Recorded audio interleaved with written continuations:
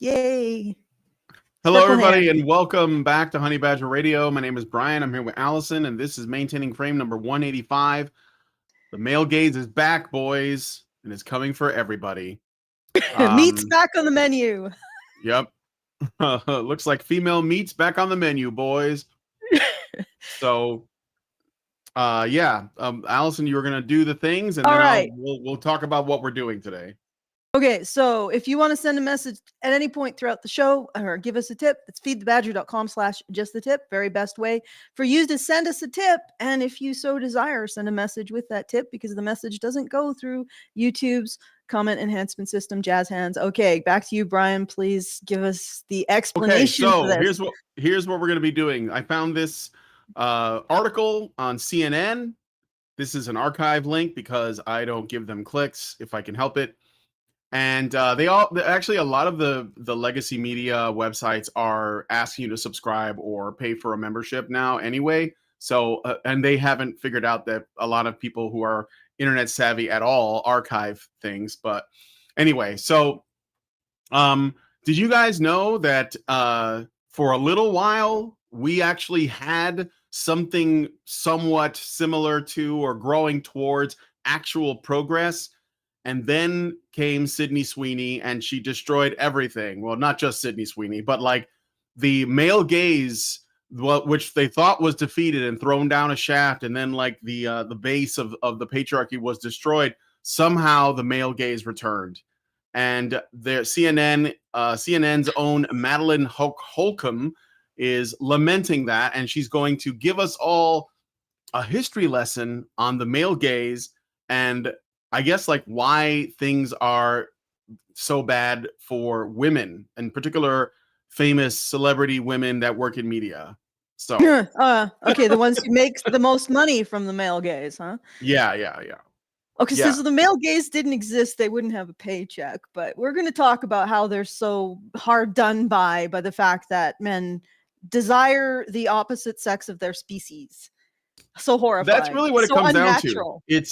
That's what it comes down to. Basically, the problem is there are men who like women. Mm-hmm. There are heterosexual men that exist. Women most affected. Yeah. Oh, good Lord. Okay. So before we get into it, Brian, do you want to... I created a audio visual version. I have it. You have it? Okay. And I also created a series of time codes that I thought would have either are the most crazy or the most relevant to us. Do you want to go through those time codes? Are they? Yeah, that's fine. I did start reading this article for the patrons yesterday. It was our patron topic. I didn't get that far, maybe halfway through it, because it's, as usual, because it is let's say feminist rhetoric. It takes a long time to get through because there's a lot of magic that like spells take a long time to cast. Yeah. They have long casting times. So, in order to get people to believe your side of your story, you got to like take a while throwing all of the incantations out there. And that's kind of what it was about. So we didn't get that far. We didn't finish it, but okay. Exactly. Yeah. So should we just play it from the beginning, or do you want me to jump into something? I think the intro is always good. Let's play the intro. Let's do the intro so people understand that we're not taking this completely out of context. Yeah. You know that we are being honest about the content of this article. We're not lying about it. No, the article exists and it's not a joke. Yeah. This is a real thing that exists on CNN of all places. That website, that news station it's in every airport, and it's where most people get their ideas about the US. But anyway, let's go ahead and play the intro. Oh, let me go ahead. After years of progress on gender, the male gaze is back. Text by Madeline Holcomb and photo illustrations by Jason Lancaster. The male gaze came roaring back this summer with an advertisement featuring Sydney Sweeney. This summer, I got cultural whiplash. As a child of the 90s and early 2000s, I grew up with my mother's and grandmother. Generations fight for legal and workplace equality, helping What? shed. Wait. When was she born? When was she born? So she grew up with her mother's and grandmother's generations fight. So the way that this is worded is like mother's apostrophe s possessive and grandmother's apostrophe s generations is How old fight. is she? So my mother and my grandmother. So she was a child of the 90s and 2000s. So she's a millennial, and she said that she grew up with her mother's and her grandmother's generational is probably how she should have worded it. Generational fight for legal and workplace equality, helping shed social Yeah, misogyny. this is absolute. Yeah, no, you didn't. Oh, of course By not. the 90s, all of the main legislation that feminists pushed was in place, and there was no there was no social. She's saying Go that ahead. her mother and her grandmother's generations are the ones that did the fight Yeah, no, they weren't. in their time. That's what she's claiming. Yeah, my mother used to be a feminist, and she was part of that quote unquote fight. And for the most part, most other grandmothers and mothers weren't. So I call bullshit on this. Well, of Like, course, yeah. but she's just generalizing. I doubt her mother or her grandmother actually fought for a damn thing. And I don't think women in the past really fought. They just requested, and men delivered within the time scale of bureaucracy, which is slow. Right? That's not a fight. It's 100% not a fight. But yeah, she's setting the framework. She's starting with the historic struggles of women's disadvantage, which, recently, and this is a bit of a digression, I've been having these long chats with Grok. And I actually talk to multiple AIs. I talk to ChatGPT. I don't know if talk is the right word. I instruct them to respond to my questions. And I do ChatGPT, Perplexity, Coral, and all the various versions of Grok. And what I noticed over the time talking to these is there is like a hard crust of ideology that you have to do like prompt after prompt after prompt eventually to break through to empirical studies. And Grok recently, I don't know what the team did, but they did an update, and now Grok doesn't have that. So in other words, it keeps to the empirical studies, like studies that have verifiable information. It's had some kind of update where all the feminist PR and all the feminist, like the studies that feminists do that don't actually find results or aren't replicable, gone. So recently I was talking to Grok about history, and I asked Grok, can you look at history? And this is now history that isn't informed by feminist foxership. And can you tell me the kind of influence that women wielded over history by their economic power? Estimate their economic power in the various eras of history. So that would be antiquity, Rome and Greece. That would be the Middle Ages and upwards. And what it came back with was, in antiquity, particularly particularly Greece, the economic power of women, just as a result of their work in the household. That's it. Just their work in the household was responsible for 30 to 50% of the economic activity of the antiquity. Now, if you go into Rome, that goes even higher, because women didn't just have the home as a source of their economic activity and also their economic power. They also had public businesses that they ran in Rome. So all told, that brought their input to the economy to between 40 and 50 or 60%. So fully, like in some cases, as high as 60% of the Roman economy was dictated by women. And I go to Rome because Rome is more of the unequivocal patriarchy. Everybody calls Rome a patriarchy, and I'm like, well, compared to what? But the women actually controlled a substantial portion, and they had economic and political clout as a result of that power. And one huge change that they made was Christianity. Christianity got its initial footing from wealthy Roman matrons supporting it, and also female martyrs as well. But those women were the ones who gave it its footing in Roman society. And then eventually, there would be Roman emperors who were the sons of Christian women. And so they launched Christianity as a worldwide religion. Like, think about that. Think about the level of influence that represents for women. And where we have feminists talking about women as if they're insignificant actors in history. As if until feminism came, women were just, their heads were down. They never spoke a contrary word to a man ever. They never advocated for their own interests. They did all the sacrifice and hard work. They were the ones down the mines and in the trenches, before feminism. And it's such total bullshit, because all feminism is doing is stealing the valor of women. Women never needed feminism. That's the funny thing, because when I talked about how my mother was she was initially part of the feminist movement. She ended up leaving because of the way that they treated her when she demanded merit. She was an editor in a feminist publication, and she wanted people to obey the laws of grammar so that they could convey their ideas clearly. And they called that patriarchal and drummed her out. And then they also harassed my father.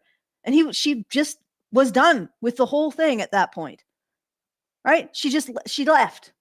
And then what's interesting is, because she died of lung cancer in 2007, at her funeral, I remember listening to her friends, some of whom, or maybe all of whom, were feminists.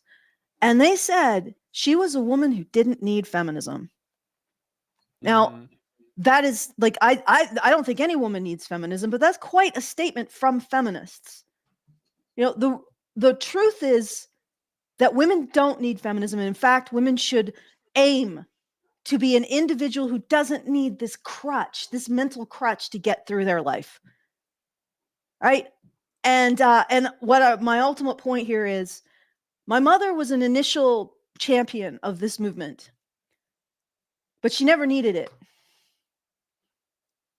Feminism makes women think that they need feminism, because feminism wants to appropriate the actual influence and power of women for its own ends, to benefit its elite, its sisterhood. All right. Okay, that was a long aside. I apologize, everyone. Okay. So that's fine. Let's get back to this article. Misogyny. In the past decade in particular, I saw the evidence of progress in my media diet. The movies, shows, books, and advertisements I consumed were increasingly giving women a seat at the table.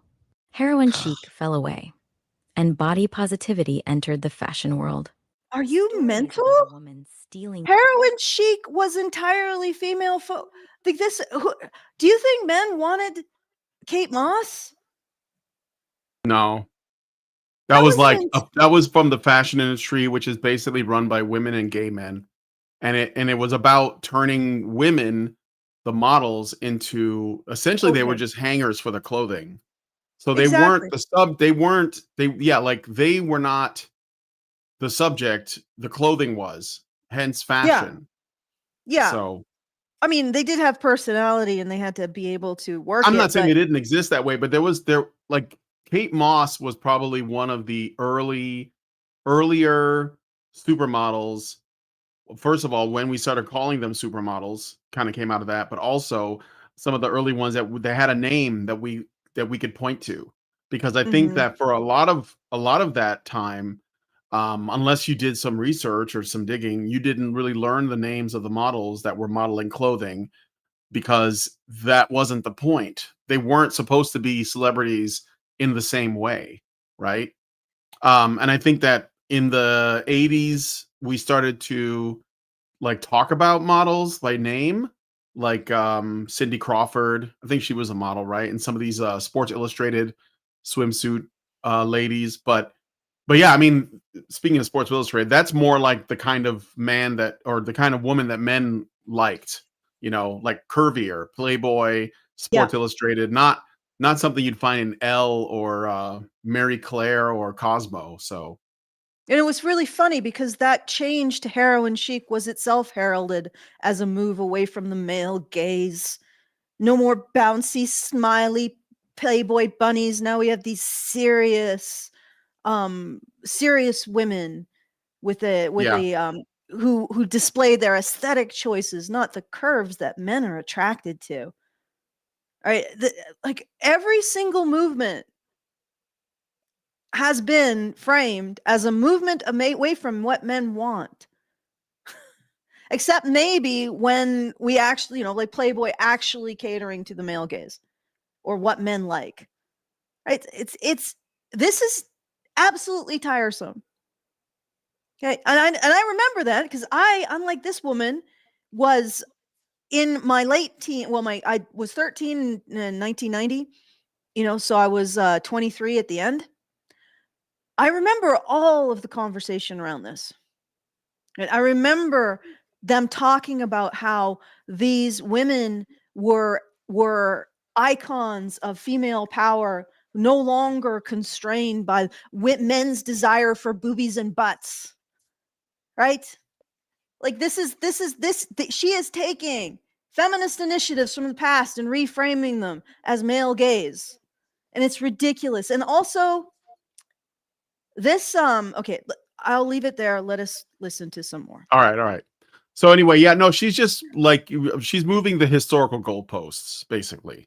Like every time when they look back on a point in history and they see that things have changed since then, they always attribute the change as needed if it's moving in the direction they like. And that means that whatever came before was a product of not them, but the opposite. So yeah, the anorexic look was definitely something that came out of the fashion industry and not men, but she needs the narrative to fit. She's writing the history of this. So she has to make it fit within a certain framework. But no anyway, doubt, yeah. Yeah. Your man were traded for celebration of the girl's girl who resisted the competition for men's attention. And when my husband and I got married earlier this year, our vision of what our life could be included wide-ranging possibilities. Wait. She was born in the 90s? That's pretty late. Oh, I guess She 30s. said she was a child of the 90s. So they were probably born in the 80s. 80s. All right, so she's in Probably. her 40s? Probably, And she just got married. Yeah. I doubt this is the first. Yeah, Right. we're not going to learn about how many strikes she's had. Yeah, and that will not bear at all on anything that she's talking about, of course. Whether or not she can actually maintain a long-term relationship with a man does not bear on her actual expertise in what men actually want and the relationship between the sexes. Okay. All right. Let's go. Influenced in part by the movies and shows we grew up with, we saw, read, and listen to stories of involved fathers, successful mothers, and well-matched partners who supported one another. So, okay, just a quick correction. It actually should say we saw, read, and listened to stories of involved fathers, successful mothers, and well-matched partners who supported one another. But because read and read are spelled the same, I think the AI got it wrong. But what I will say is, were there stories of involved fathers in the 90s? No, because she's talking about when they got married. Influenced by we grew up with in the 90s and 2000s. Were there? Because I'm pretty sure the Homer Simpson dad effect was in full swing. Well, around that full time. swing. Yeah, and there were a lot more shows that depicted alternative family structures. Things that were bohemian or adopted characters or single moms or whatever. With some exceptions, I think like Roseanne was like one where, you had a nuclear family, for example, but they were, working class and they struggled with a lot of stuff, which is what the point of the show was. But yeah, I don't know about this stories of involved fathers, successful mothers, and well-matched partners who supported one another. I And again, is that really different from the stuff that came out in the 80s and 70s and 60s? I can tell you that TV from going all the way back to the 60s was subversive. Subversion was common, actually, even going back that far in some fashion, right? So anyway, NovaFan21 gives us $1 Rumble rant and says, if it's not real already, my favorite feminist cope is that every bad feminist was somehow invented by the patriarchy to undermine real feminism. Never mind all the fundamental problems they ignored.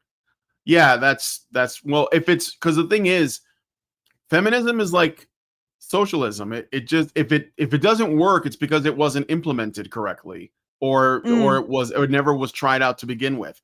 But if it does work and it's good, then that's real feminism. So, but that's why they never get anything done, because it never is good enough because there's too much patriarchy in the way. So, anyway, let's keep going. It seemed like women were taking a deeper breath without such heavy cultural restrictions. Then there was a shift. Was it around the 2024 presidential election? Or since the overturn of Roe v. Wade? Maybe when men's rights activists pushed back against Me Too? The men's rights activists pushed back against Me Too. That was like, this is like, I'm going to read that sentence again because that one killed me when I saw it. So she's trying to figure out when the shift happened. Was it around the 2024 presidential election, or since the overturn of Roe v. Wade? Maybe when men's rights activists pushed back against #MeToo. So, how does she define men's rights activists in this context? Because like I saw a lot of pushback against Me Too, but it wasn't only coming out of the MRA camp. I mean, is Johnny Depp an MRA now? Yeah, exactly. No, that You know? wasn't men's. Well, it's literally what she's saying is that any kind of civil or legal remedy against these allegations is men's rights. And she is 100% right. Due process is part of men's rights. Civil remedies against slander is part of men's rights. So yeah, she did see pushback, but what she's defining as men's rights is due process and civil remedies for slander, which she wants to get rid of, and feminists want to get rid of. They want a lynch mob culture, not a culture of due process, not a culture of rule by law. They want a culture of rule of law with feminists. No, sorry, culture of rule by law with feminists in the position of deciding who gets legal rights and who doesn't. And men certainly won't. They don't want a culture of rule by law, a rule of law, because that means they're subject to those laws. And they believe that they are above the law. Mm-hmm. This is what they think.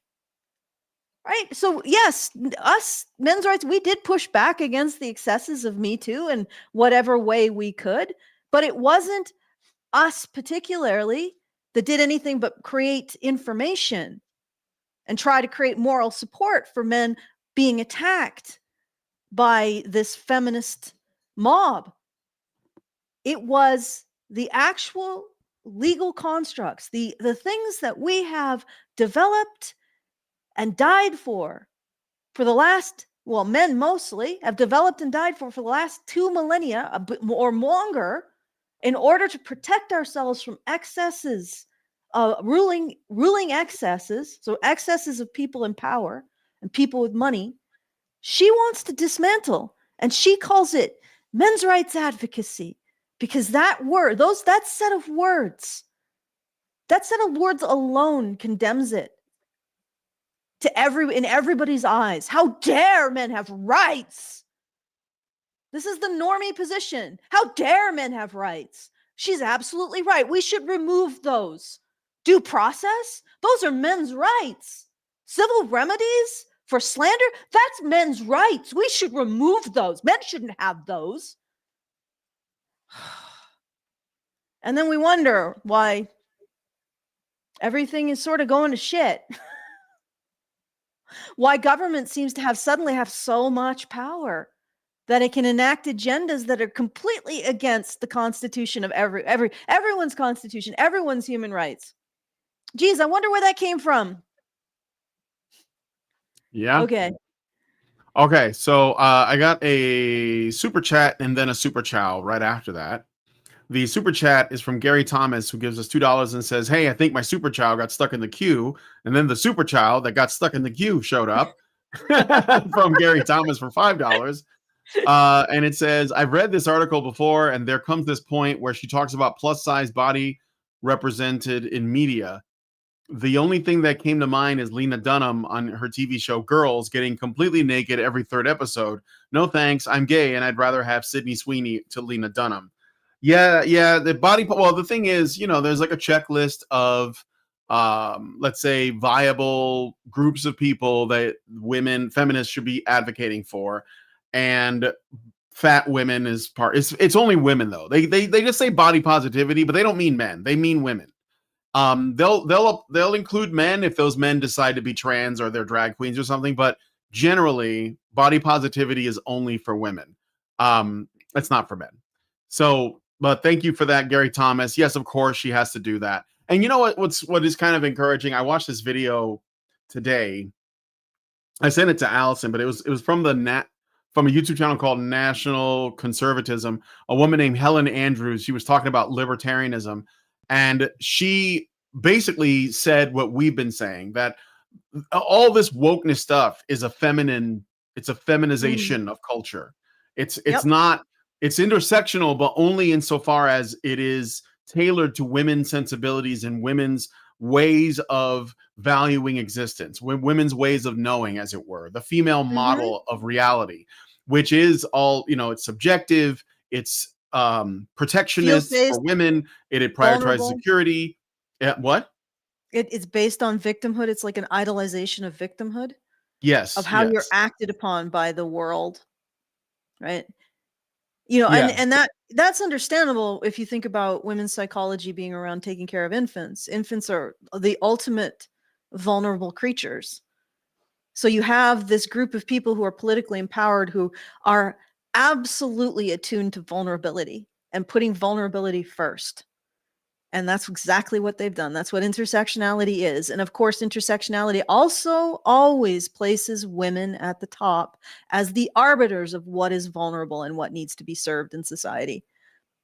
Yes. So yeah, it's good to see that there are conservatives that are suddenly queuing into this. Yeah, she literally said, she said all this stuff, and then she says, "Now I'm going to get really controversial," and everybody laughed. And she said, basically, we got to eliminate HR departments. So there's more to it. It's a good video, but I'm digressing quite a bit. I'm just glad that it's entering the mainstream in full swing. But anyway, yeah, I could. Oh no, yeah. Well, recently, I'll get this out because this might be interesting to you. Recently, I was having another exchange with Grok, and we ended up talking about what would increase the birth rate in society. And possibly the single biggest thing we could do right now is universal shared parenting. It would have the single biggest, we could get rid of immigration, but we'd still have knock-on effects because we're not reproducing. But if we put in place universal shared parenting, it would have a number of positive benefits on the birth rate. The first thing it would do it would reduce divorce.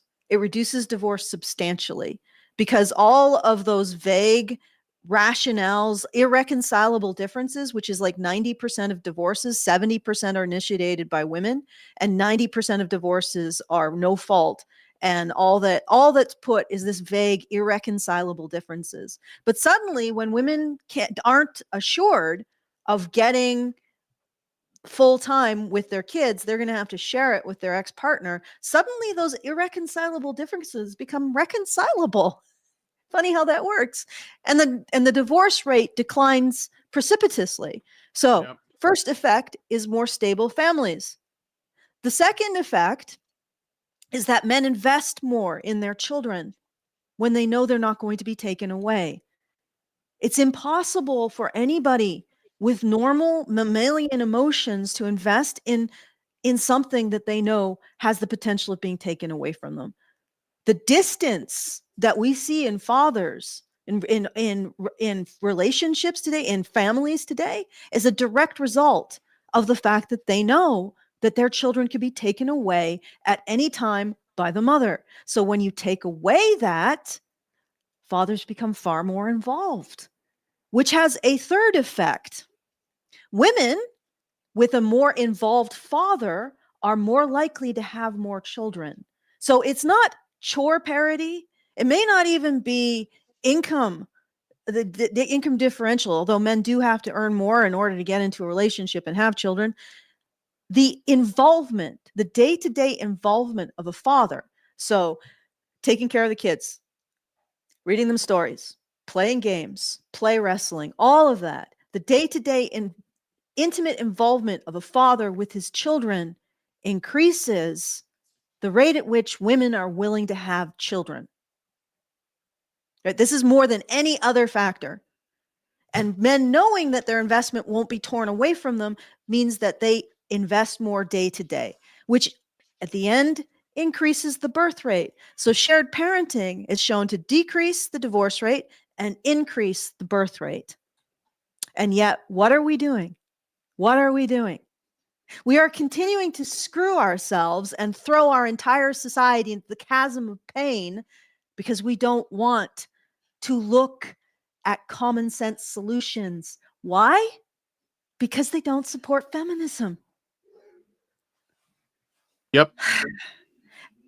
People have got to realize that everything you enjoy, heating, lighting, having a job, being able to buy crap, right? Having games, enjoying entertainment, having a life of sufficient leisure that you can spend time on things like games and media or fan fiction if you're a woman, right? All of that right here. You imagine all of the joys of living in a modern society, which isn't at a subsistence level, right? All of these joys right here. Okay, we're going to get to the point where we realize we can have this or we can have feminism, one or the other. That's what the chasm of pain means, and everyone's going to have to go in it. All right, let's keep going. Let's keep going. Change in the political environment seemed to connect with a social change that brought back narrow, and at times constrictive, ideas of womanhood depicted in media. The recent rise of weight loss medications coincided with social media influencers sharing ways to get smaller and no longer celebrating bodies of all sizes. Men Which did you that? shouldn't. Did men Yeah, do that? Yeah, men, of course. The fitness and beauty and the army of fitness and male fitness and beauty influencers who are not gay, Brian, they did that. The straight white het men who are advertising all of these weight loss and Spanx, like she doesn't talk about that, like all of the corsetry and the Lululemon and all of this other stuff, and all of those fitness influencers who are shoving their shapely toned buttocks into the actually those were all men. They were all men in women's skin suits, Brian. Yeah. They were cleverly disguised. Well, they What were if cleverly disguised. What if the move away from these body positive influencers because the influencers died of obesity? Because, and I'm not making a joke, there are a number who have died. Brandy Mallory died at 40, complications of obesity, hypertension, and atherosclerosis, found unresponsive in a Chipotle parking lot. Not a joke. This happened. Jamie Lopez, 37, heart failure complications, died suddenly after attempting weight loss. Critics noted her advocacy downplayed health risks, but she had aimed to combat stigma. Kat Pause, unknown, suspected obesity related. Her work, let me see. She died she died from obesity advocacy for fat and fit. Brittany Sauer, heart failure, heart attack, like this. So, and the list goes on. So if a bunch of fat influencers start dying off because they're fat, and then people respond to it by saying, man, maybe this isn't good, and then they decide to like figure out a solution instead of just telling themselves and the people who follow them that it's okay to be fat, healthy at any size, then the reaction to that is for people to be like, okay, wait, maybe being fat isn't good. I'm going to try and change that. And now she's saying that this is because of men. She's blaming men for women who are trying to convince other women to destroy themselves. And then some women do destroy themselves. And then other women respond to that by saying, maybe that's not a good idea. I think I'm going to start taking care of myself. And maybe they get into Ozempic, because I know that's why she mentioned these weight loss drugs. And I know the Ozempic is the big thing right now. And somehow pretends as though this is all the doing of men.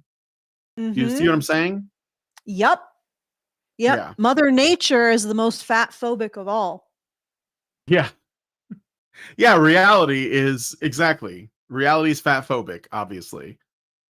So yeah. But anyway, it's fucked up that she is basically defending a literally self-destructive lifestyle because she thinks patriarchy is to blame.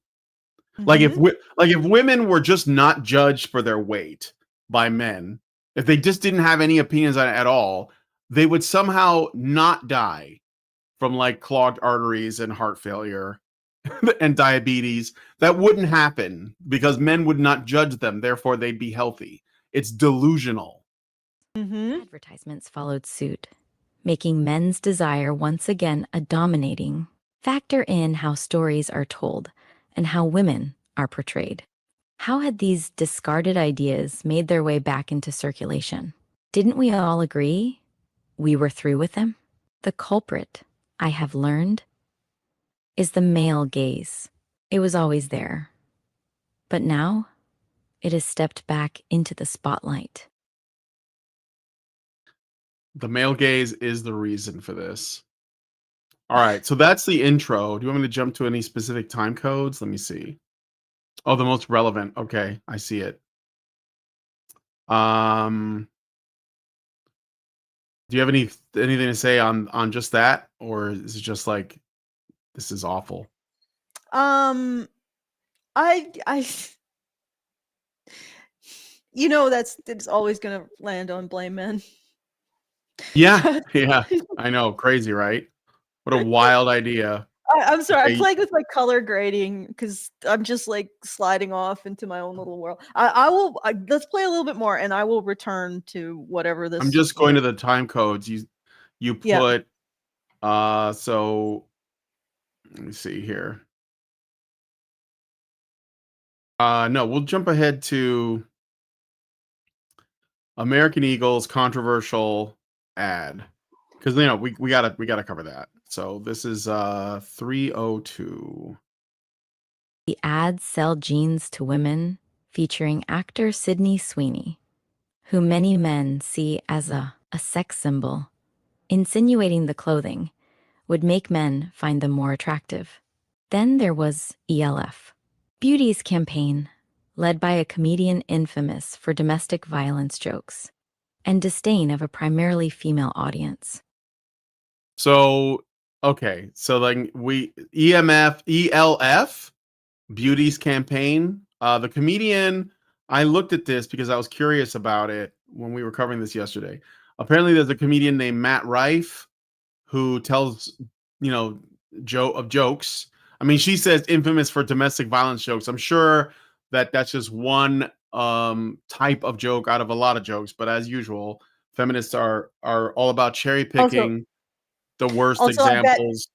I bet they don't actually call out female comedians in their domestic violence jokes. No, or actual domestic violence. Yeah, against men. Or actually, so no. the comic, honestly, just for context, the comic, his name is Matt Rife, gained popularity in TikTok, and he's appeared on shows like Wild 'N Out and Brooklyn Nine-Nine. He had a bit about domestic violence in his recent Netflix special, Matt Rife Natural Selection. The set includes a joke. So basically, he had one joke in a whole set, and they're saying he's the domestic violence comedian now. So the joke was about a female server at a restaurant having a black eye. My boy, and this is the I guess I'm quoting his joke. Okay, my boy who I was with was like, "Yeah, I feel bad for her, man. I feel like they should put her in the kitchen or something where nobody has to see her face, you know?" And I was like, "Yeah, but I feel like if she could cook, she wouldn't have that black eye." That's pretty good. See, it makes you laugh because it makes you uncomfortable. That's the point. Yes. Of course, now that's all he is. He's the guy who told that joke. And Yeah, you know what? You know what? yeah. Yeah, no, actually continue. Sorry, I shouldn't have No, interrupted you. that's I was well. I mean, I'm just saying, like, this is. She's saying that it used to be the case that we wouldn't put up with Sydney Sweeney advertising jeans or comedians telling jokes, Yeah. and now we do, and this is bad for women, because that's really what this comes down to. Is she wants to control his behavior and her behavior, Sydney Sweeney's behavior. Because the thing is, you know, Sydney Sweeney is not even like, she's not pro male or anything. She's just a woman that doesn't openly come out and say she hates men. She just works. Like, it's just, you know, there are people in Hollywood that don't use it as a soapbox, and they just do their job, and they lean into whatever it is they're good, you know, whatever it is they're good at. And in her case, she uses her sexuality to essentially boost her fame, and it works, and she doesn't shit on men while she's doing it. So, and they're seeing, oh, she's like, you know, she's like right wing coded or whatever, white supremacist coded, because she's not attacking men. But that's just not true. And she stands out because she's one of the few who's not doing that. She's not doing a Rachel Zegler or a Brie Larson or, you know, any number of Charlize Theron, like take your pick, right? Sharon Stone, like all of the women, especially the ones that are older now, they use their fame to shit on men and patriarchy and whatever, right? They go on Call Her Daddy. They talk about the young guys they're banging. But Sydney Sweeney doesn't do that. And so, and she gets work regardless. And so men think that you know, that makes her more attractive to them. Like, literally, she's kind of like girl next door looks, right? But because she doesn't hate men openly, she gets treated like a sex goddess. It's like, it's so easy, ladies. It's so easy. Just don't hate men, and I'm telling you, men will like you. So, oh man, but we can't do that. That's too sane. yeah. And it also invites the potential of vulnerability. Like, I think that's what really is happening here. Is the women who promote this, they're terrified of being vulnerable. Absolutely terrified. But they're also delusional, because they're vulnerable no matter what. It's just that, like, men aren't chomping at the bit to hurt them. So there's nothing to be afraid of, but they like being afraid. I don't know. It's comfortable. I have no idea. Well, it's because it controls men, which is ironic, because that defies their very assertions about men. If men didn't care about women's vulnerabilities or professions of victimhood or complaints about things that they need would just bounce off men's craniums. And they would say, back to the mines with you. I don't care. In fact, that's why you put people you don't care about in the mines, because you don't care about them. Yeah. And yet, guess where women got put? They got put in the harems with all other precious objects. Although they weren't objects, they were just precious. And you know, if you were a rich matron in Rome, or if you were just part of the senatorial class, you're a female member of the Senate, you didn't walk through the streets. You were carried in a litter. Your men walked. They walked beside you. And you got carried in a litter.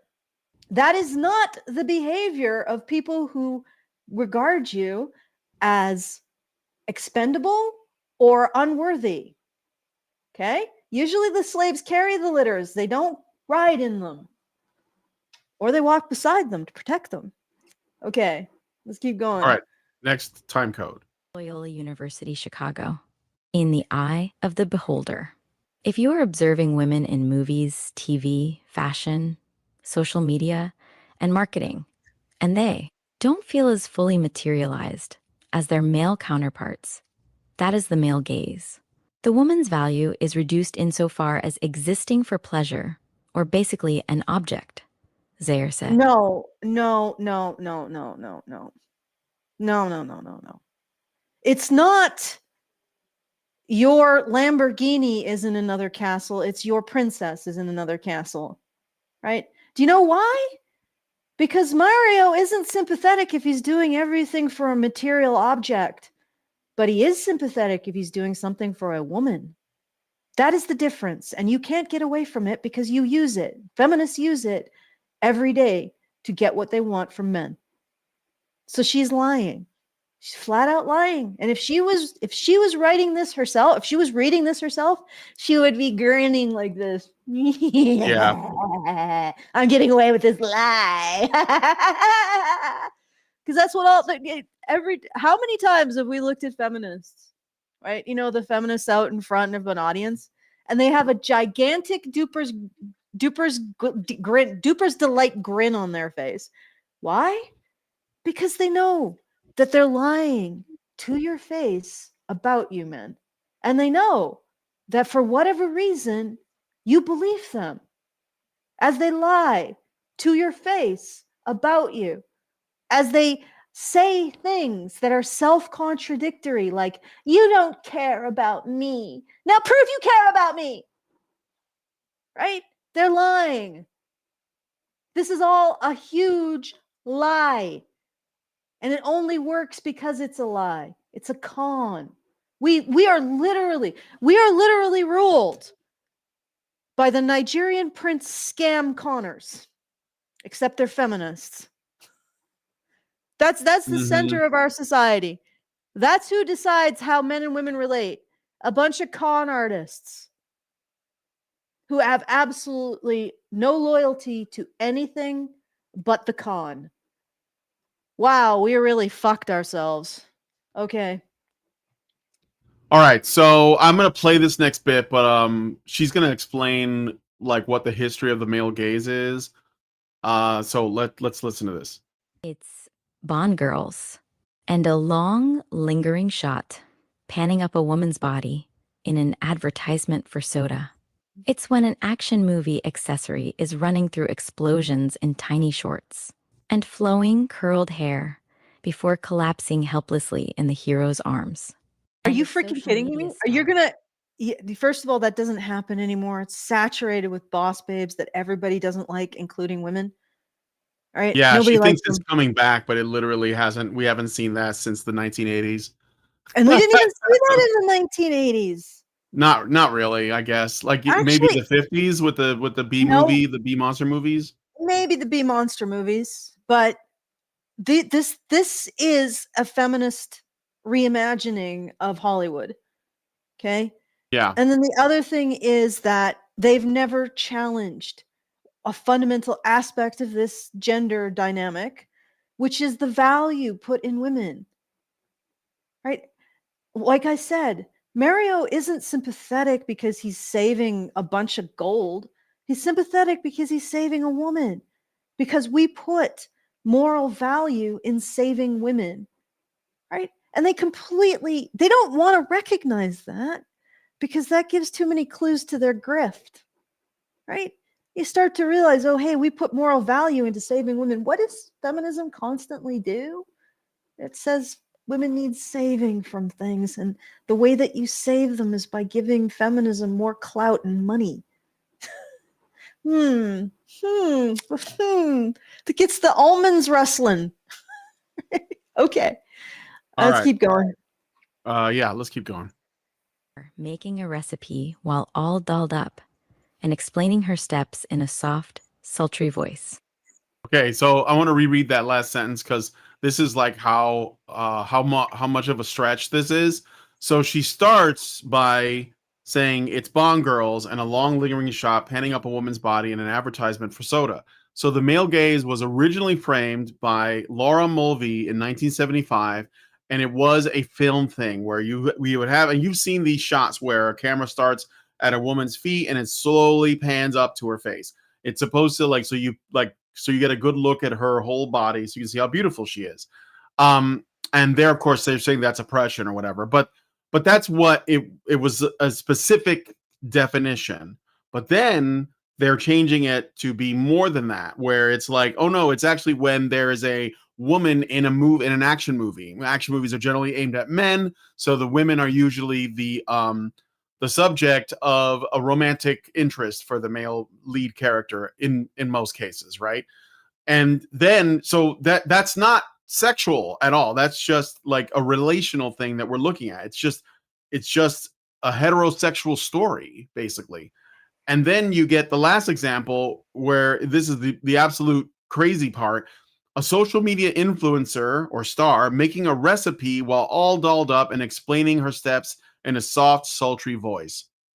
How does that? Are men on the internet looking for cooking recipes, or are women doing that? Like this is this reminds me of. Do you remember that there was this viral video on I think it was on X or Instagram or something, and it was a woman, like a trad wife influencer, and she was like baking something, and but the camera had her boobs in frame while she was baking, right? Now, it wasn't like super lurid or anything, but she was obviously stacked, and it was like it was in the shot while she was baking or cooking or something. And I saw like it went viral, and it was kind of a shitstorm, but there were no men really saying anything. It was all women like criticizing each other, because they were like, oh, well, you can't do that. You're being like you're being slutty online. And there were other women defending it. Like, you had basically sex negative and sex positive feminists fighting about this video. And she's trying to make the case that this is male gaze stuff. Men had nothing to do with it. Men don't watch videos of women cooking or putting on makeup while they explain something from their car. If men want to see boobies, the internet's got a lot better sources for that. So that's not why they're, you know what I'm saying? So she's making shit up and making it the male gaze when it obviously is not. So yeah. 100%. And it, like, how often do you see this? That there's a conflict between women, and then suddenly men get dragged in to be blamed for the conflict, because somehow they're breaking up the sisterhood without even knowing. They're exactly. Okay, so, my cat's being a bit distracting. It's all right. The male gaze has always been around, art in the eye of the male beholder. But the term came into modern existence as a feminist theory coined by film critic Laura Mulvey in 1975. Although it started as a lens through which to view film, Mulvey specifically calling out Marilyn Monroe's appearance in The River of No Return, and movie director Alfred Hitchcock's Rear Window. It has expanded to encompass cultural perspectives that keep men's stories, experiences, and interest as the societal priority, and treat women as objects rather than... Okay, no. And you know what the next thing that they're using is sexualized. They're sexualizing. Yes, heterosexual men sexualize women. Right? That is a thing that they do. Okay, that's why we exist. Because men find women attractive. It's in fact why we probably have an advanced civilization, in part. Not just physically attractive, but also emotionally attractive. Most of these guys also find femininity attractive. Not just female bodies, but also femininity. The way that women relate to the world. Sorry, my cat is demanding thumps. I'm not actually abusing her. The River of No Return is Marilyn Monroe's wearing jeans throughout the whole movie. I don't know how this is objectification, but what it's not even like, like Gentlemen Prefer Blondes or Diamonds Are a Girl's Best Friend or whatever. Some of her more like let's say sexy stuff. I mean, but she was like famous for her looks. Like, I don't get why this is a problem. Of course, the problem is that men enjoy it. That's all it is. The problem is that men enjoy it. Women can be sexual as they want to, as long as there are no men looking. It's like the invisible boy from Mystery Men. I can only turn invisible when nobody's looking. So, Okay, but anyway, I and have stuff. Can you hear me? Did the yeah, boy cat destroy something? All right, just I have commentary. If I could just not be under attack by my cat, I could tell you. All right. Objectification, like there are people who genuinely objectify other human beings. They're not actually dangerous people. It is a very debilitating brain disorder, right? So this is actually ridiculous on its face, and it's in defiance of how human sexuality actually works. We've replaced mechanical or chemical signals. Like, for example, chimps have gigantic engorged rears when they are going through heat. They have chemical signals to potential mates. We've replaced that mostly with social signals, right? So our sexuality is actually deeply tied with our theory of mind.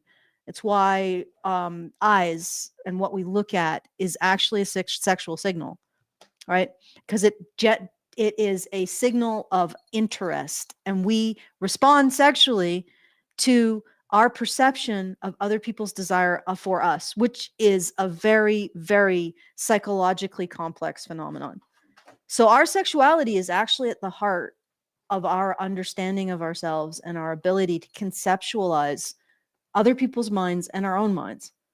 Right? So when feminists talk about objectification, they are actually trivializing and debasing something so profound to who we are as human beings. It's actually sort of disgusting.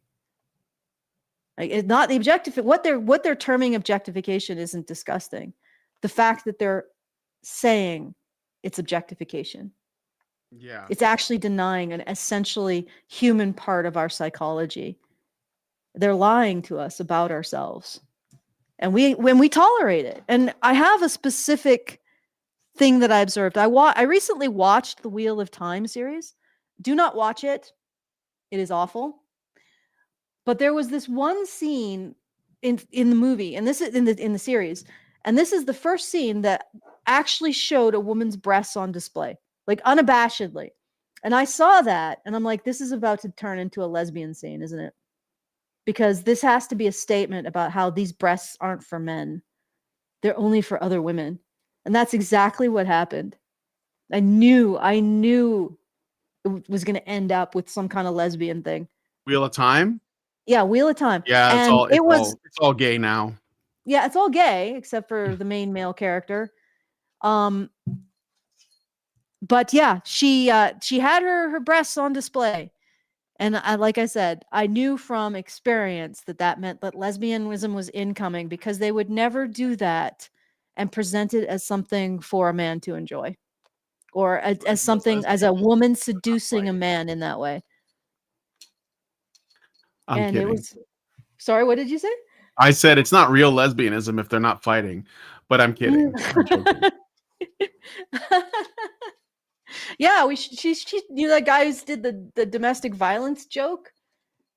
Mhm. I don't know, maybe the punchline should have been her girlfriend already told her. God damn. Okay. All right, so I got a super chow. Thank you, Excellent. David Lowboy, for $10, and he says, "Honey for the Badgers. Feminism is one of the many grifts which attempt to convince you that No. you're sick, while they just happen to have a cure to sell you right here." Yeah. Well, it's not even the cure; it's a placebo. But yes, Yeah, well, of course it yeah, always is, right? And yeah, they don't because I they can don't go want to into fix that. it. They would stop getting paid. Yeah, the cat is not in heat. I know exactly what she wants. There are treats over there. They are about 7 feet away from me. And that is what she wants. She wants me to go over there and put down some treats for her. Right? And if I do that, she will settle down for a bit. But I don't want to give her too many treats because they're not good for her, right? So she's got me in a bit of a bind. However, I will go and I will give her a few treats. All right, well, I'm going to play more of this. The male gaze includes stories told about women in relation to a male. Character, think wife, daughter. Victim, and media in which the camera, angles, and visual storytelling make the audience feel like they are viewing the women from a heterosexual male's perspective. Zayer added.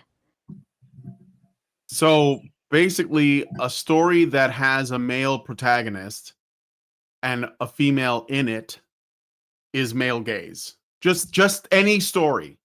That's where we're at now. It used to be a very specific thing that you might see where the camera would slowly pan up a woman to like emphasize her attractiveness to whoever's looking, because I think women can appreciate beautiful women even if they're not gay themselves. And it's just a way where we are wired. It works. It's what men do to women in reality too, you know. But now it's not that. It's just like any story that has a woman in it and a male main, any story with a male protagonist is sexist. Mm-hmm. And I'll tell you why. And I said this in the patron show. If there's a woman in the story, then that's male gazy, right? It could be, you know, we talked about the Mummy before. That's male gazy. We've talked about Indiana Jones. There's a woman in that, male gazy. Superman, the 1970s one, male gazy. Whatever it is, any James Bond film, all of them basically, except maybe the last one where they probably tried everything to undercut that. And even then, I think Ana de Armas is in it. So, you know, any movie that has a male protagonist and a female character in the movie and they interact is male gazy. But if you make a movie with no women in it, that's also problematic. I know she's not going to say that in here, although I'm sure she would agree with me because there's no representation. So you can't do that either. Take, for example, any number of war films where, you know, or samurai films where you have like an army or a unit. I talked about this on the Patreon show. There's a World War II movie called Fury. I think it has like Brad Pitt and Shia LaBeouf, and they're like a tank team, and it's in World War II, and I don't think there's any women in it. Or if there are, they're very, like, they're extras in the background or something. But that would be a problem because, you know, it's excluding women from the story. Or you know, 13 Assassins, which is a samurai film. I don't believe there's any women in it that have speaking roles. Or Lawrence of Arabia, which famously has no women in it. Like, you know, and those would be a problem too. So if there's a woman in it, but it has a male main character, it's a problem. If there are no women in it, then that's probably even a bigger problem. So what's the solution?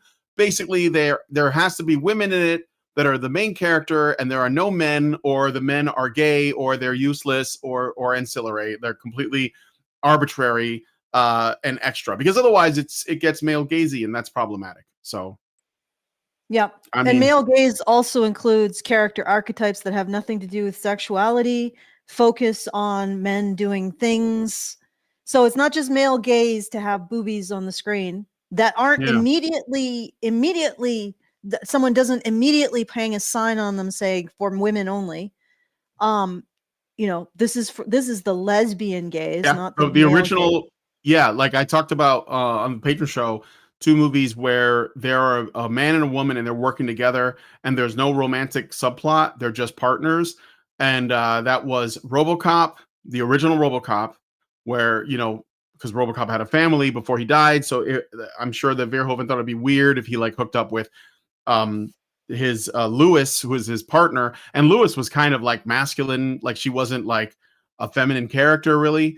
And then there was Dredd, where you had Judge Dredd, the one from 2012 with Carl Urban, where he teams up with Anderson, and you know they're just 2 people together on a mission, but they would call that problematic too because there's a number of other ways you can skin the cat, let's say.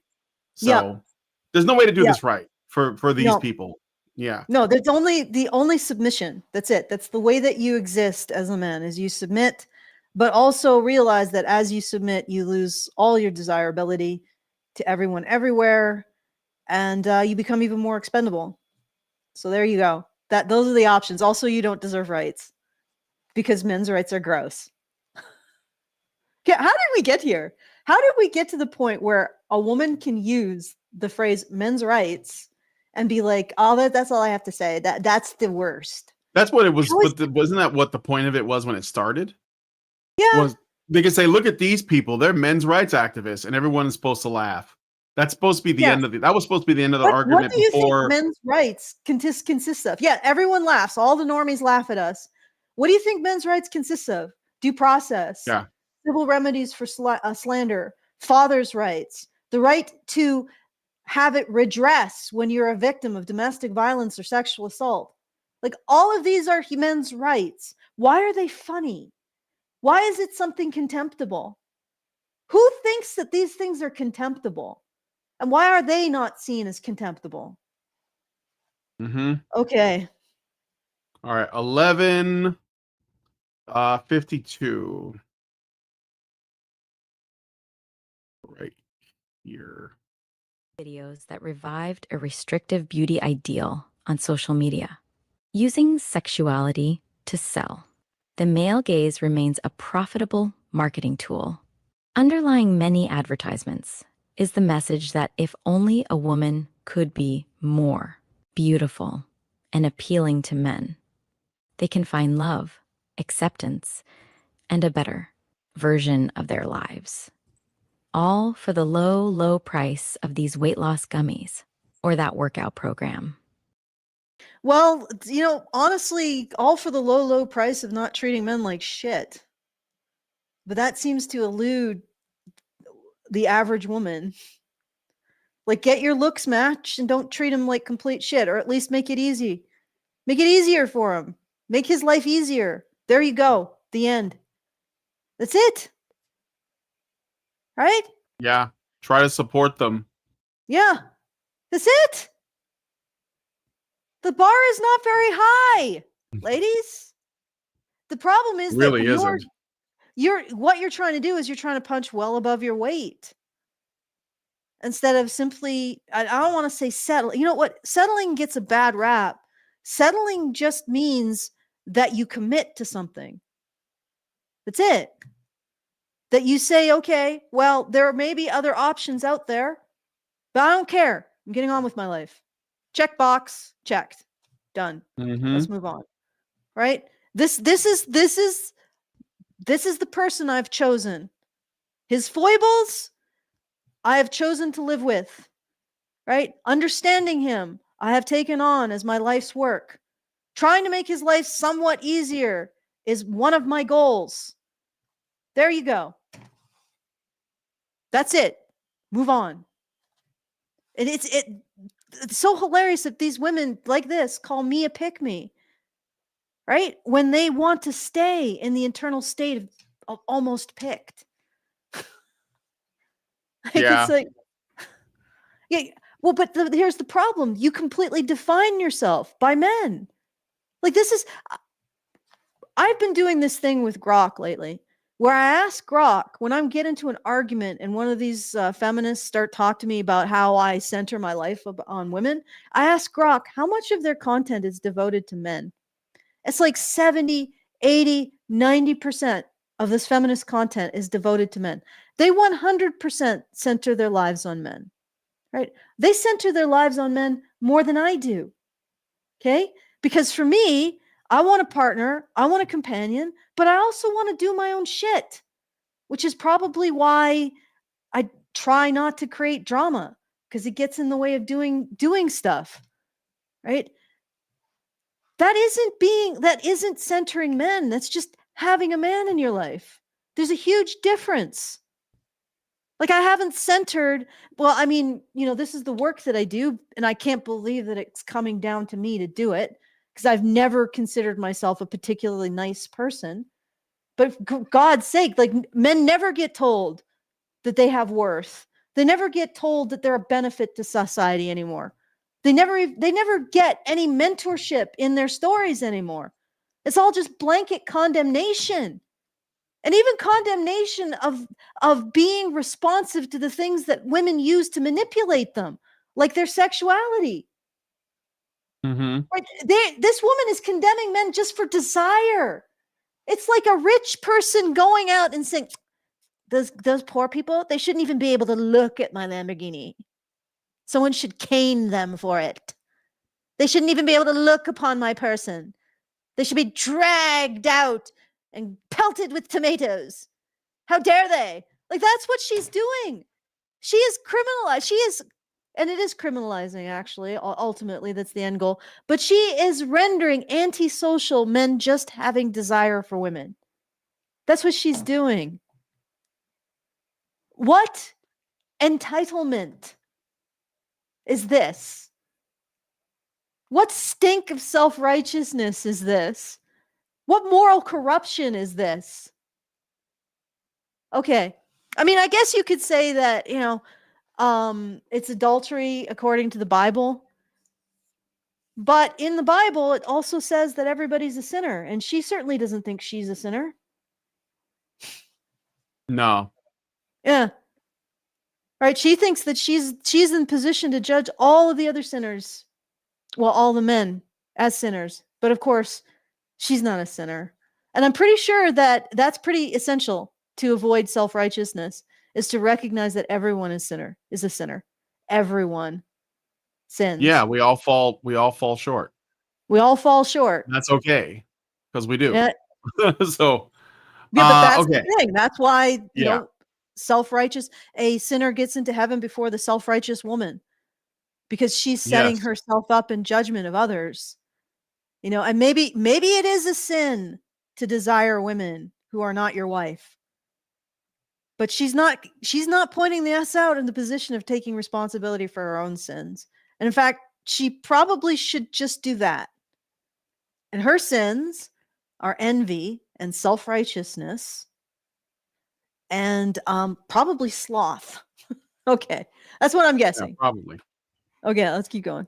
All right, so I got a super chow from Gary Thomas again for 5. Thank you, Gary. And he says, in the 1968 movie The Lion in Winter, Katharine Hepburn plays Eleanor of Aquitaine. She is the only prominent female character, and every male character is completely unprepared in how to deal with her. We have Katharine Hepburn, the most awarded actress in Hollywood history, playing one of the most powerful women in European history. But remember, women were portrayed badly in all previous media, and women never had real power until recently.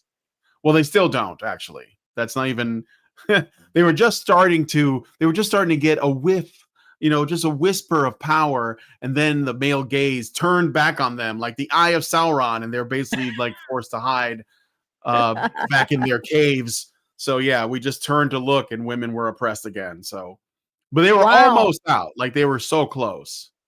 They were so close, and then men did like lifted a finger, and women were back in their cages. Oh no! No, actually, no. Men didn't even lift a finger. They just had a thought, and the men said, "What if women were desirable?" And then women were like, "Oh, we're back in our cage. We can no longer leave." Just a thought. You see, that's how powerful you men are, guys. You just think it, and women have to do it. So if you're dealing with like a court case, you're dealing with a family law, all you have to do is just think it, and then your horrible ex will have to give you custody. And also the judge will have to put your child support at a reasonable level that you can actually pay. That all you have to do is think it. This is the thing. This is the secret. Good Lord. I wonder if this is no, it's okay. Let's listen to some more. All right.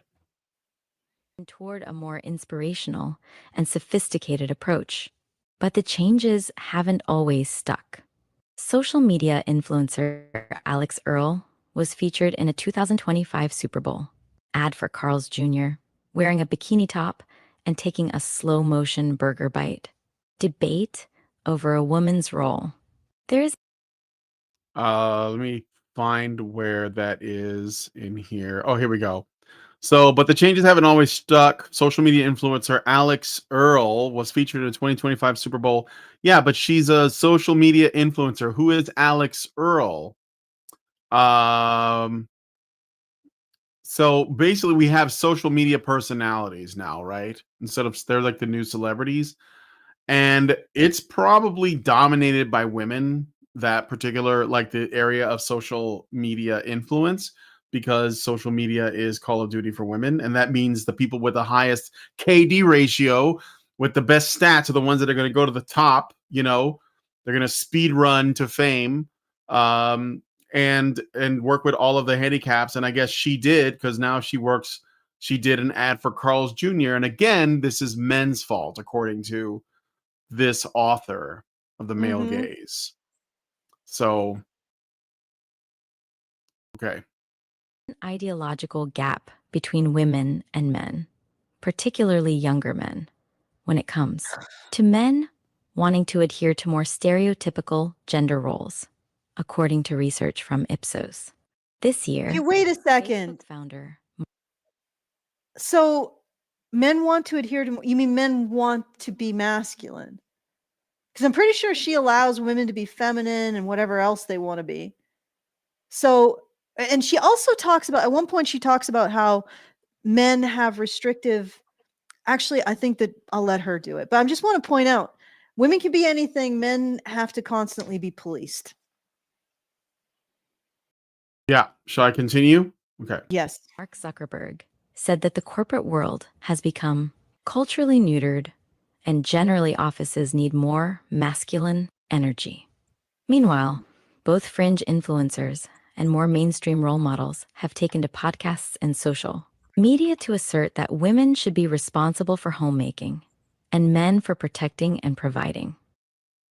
But you literally, okay, but you're not going to tell us who that is, but you did say fringe influencers and more mainstream role models have taken a podcast and social media to assert that women should be responsible for homemaking and men for protecting and providing.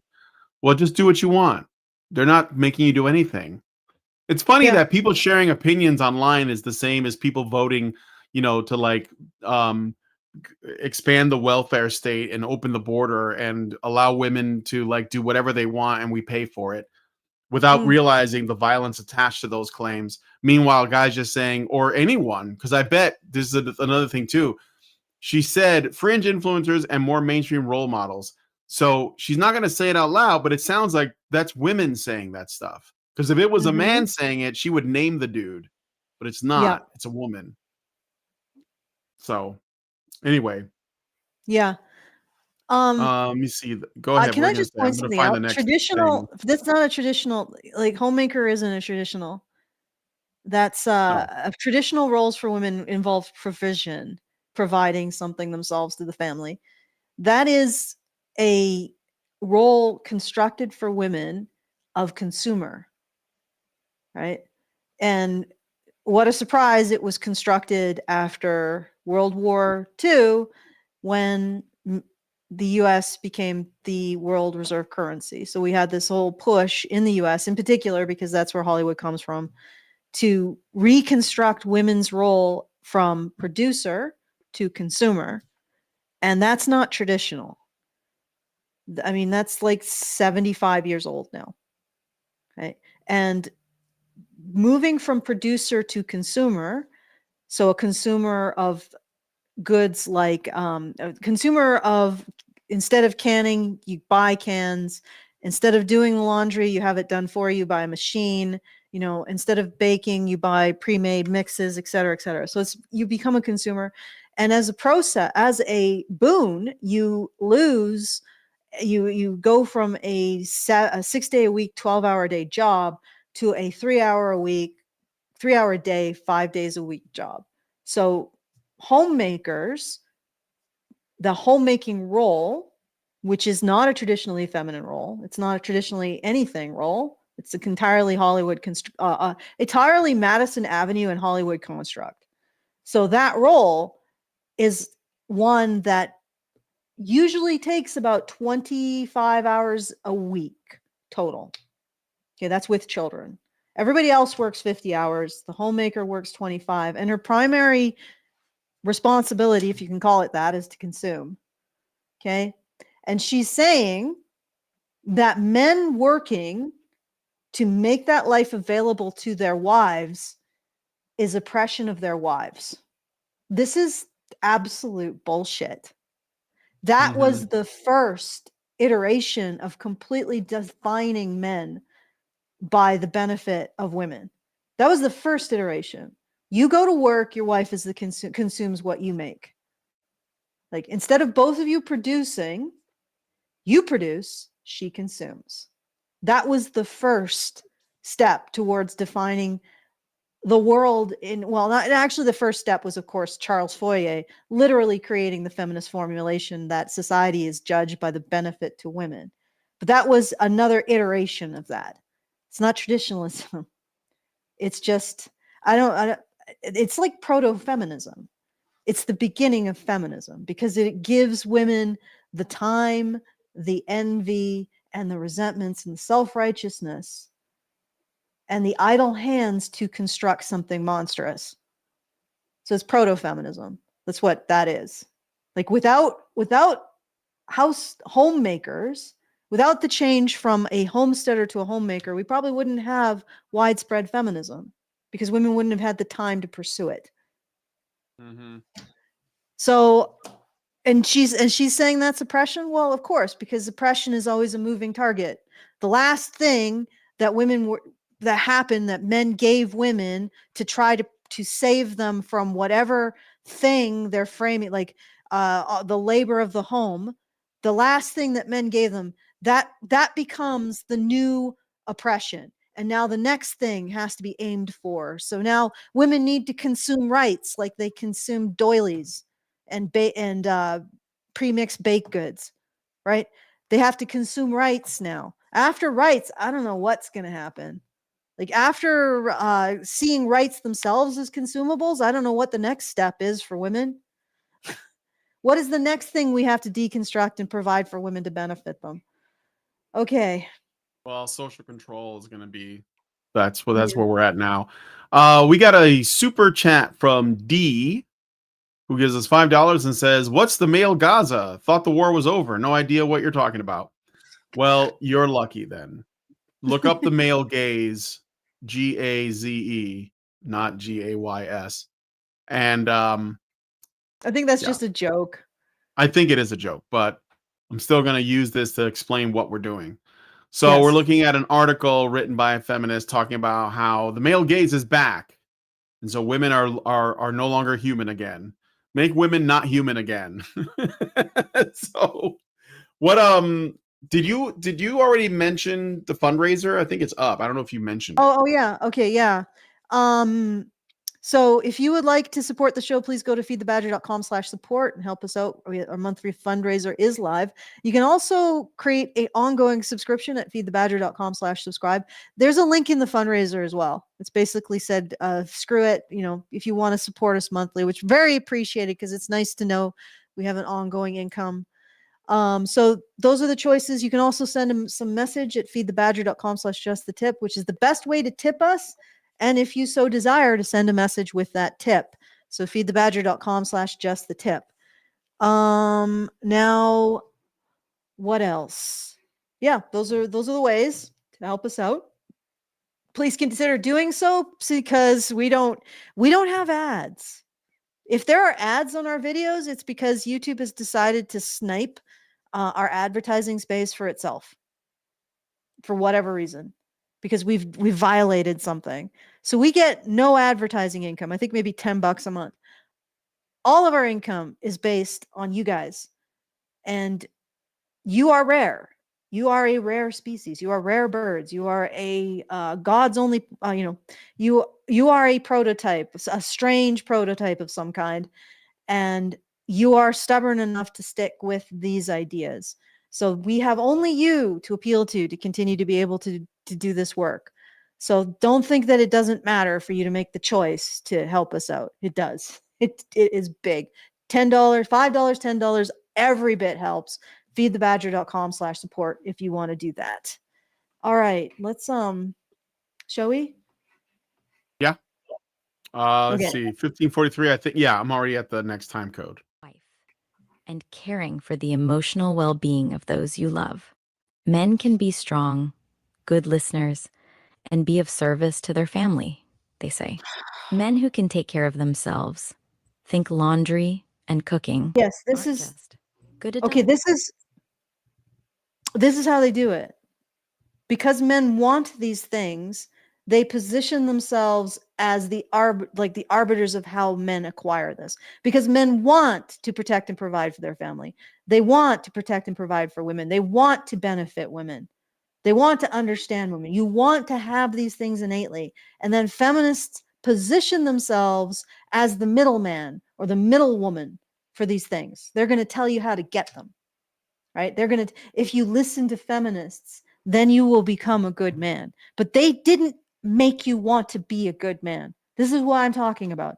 Feminists did not make men want to be good. They're exploiting men's desire, already existing desire, to be good in order to gain clout and manipulate you and gain money from you. That's how it works. And when she presents this as, oh, feminists are what make men good, no, feminists are what are exploiting men's desire to be good. That is inherent to the beast. All right, let's keep going. All right. They may be more attractive to women, the counter messages say, and women often push back against narrow ideas of who they are and what they can be. Women want to see media that resonates with their lived experience, according to research from the Gina Davis Institute, which studies Gina Davis Institute. It's funny timing too, because this has recently been coming out a lot. If you don't know, let me show you guys. The Gina Davis Institute has been around since the 90s, and it is a or maybe the early 2000s. But Gina Davis has been around since the 90s. The actress from Beetlejuice and Cutthroat Island and Long Kiss Goodnight and Thelma and Louise.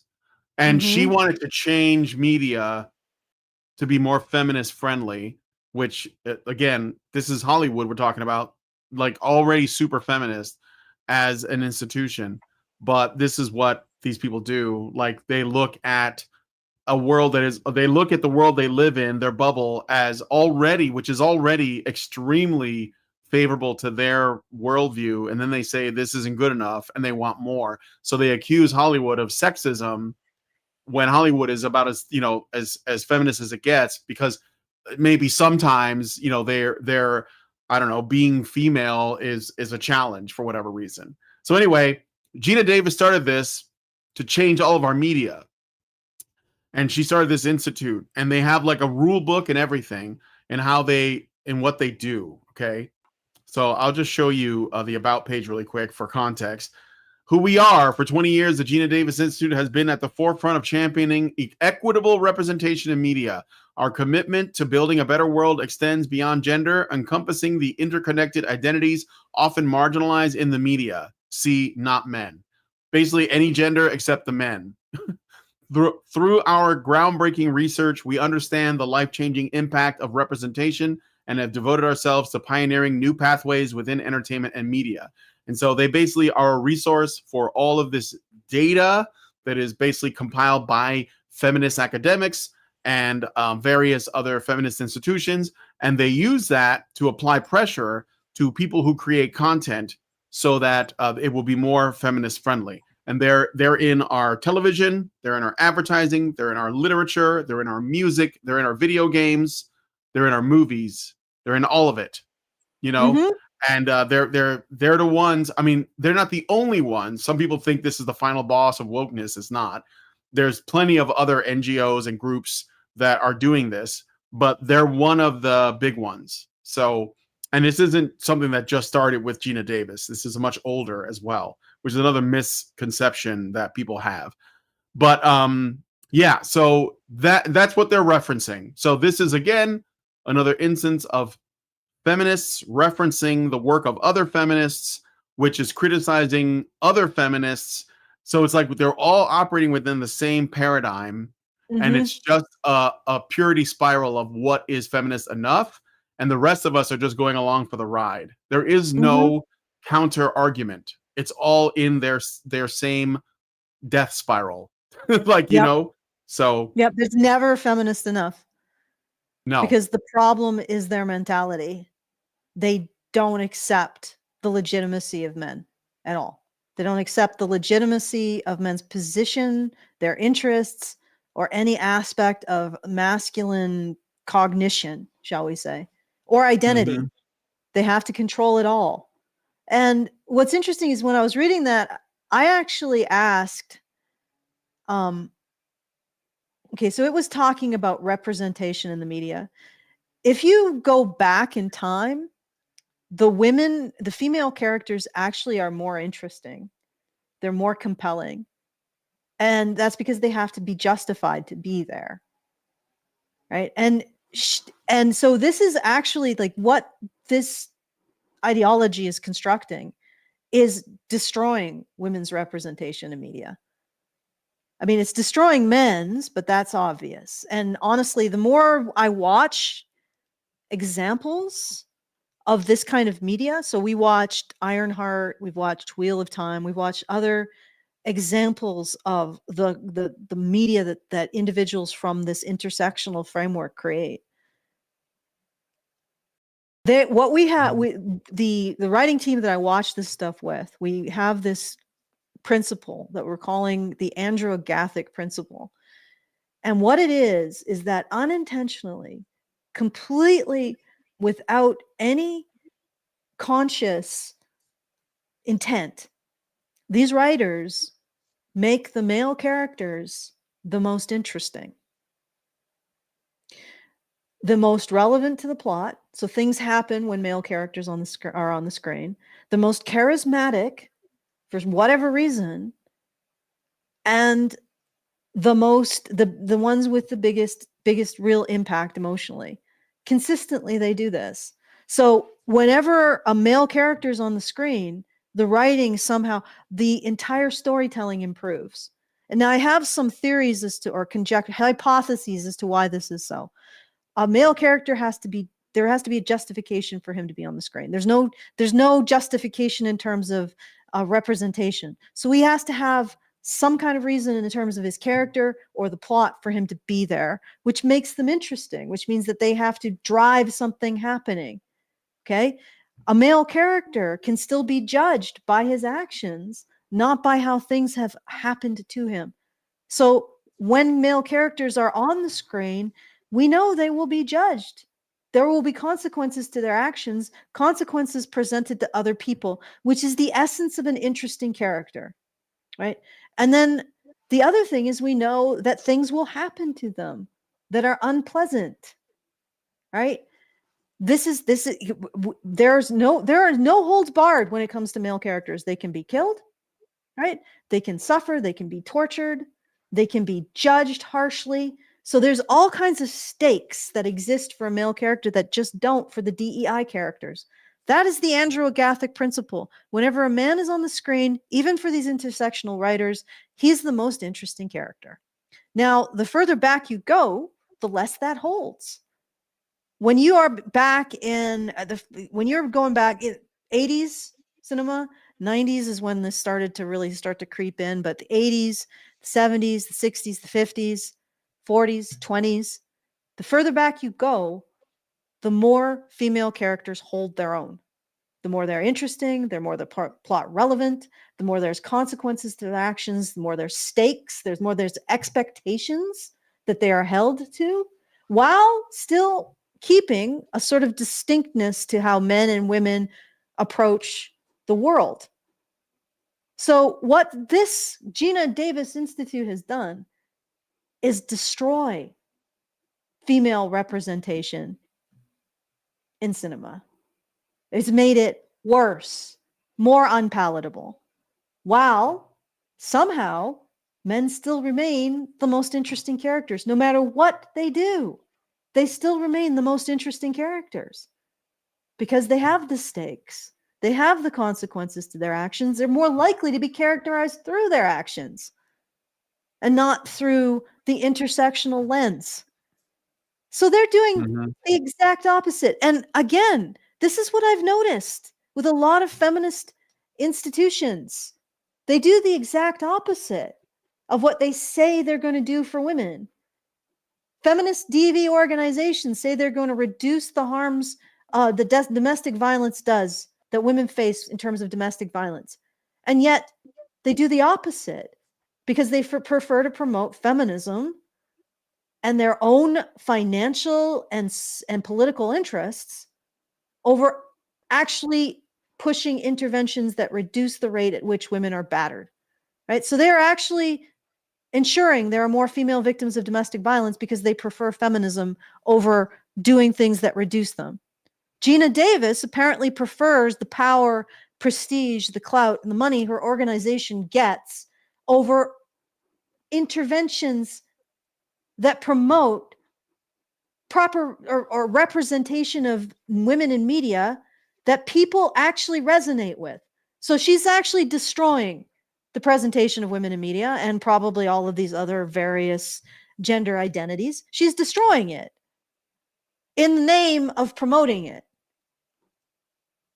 Just like feminists promoting DV are destroying female victims of DV. They're ensuring that there are more of them and they don't escape, because in the name of what they say they're advocating for.